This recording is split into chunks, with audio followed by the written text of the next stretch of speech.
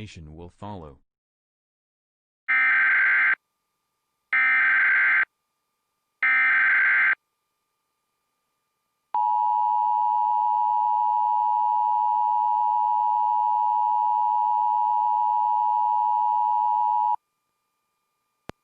Missing endangered juvenile. The Fairfax County Police Department is asking the public's help in locating 16-year-old Navia Patry, who was last seen at 5 a.m. in the 2000 block of Leonard Road in Pemmon Hills, Virginia.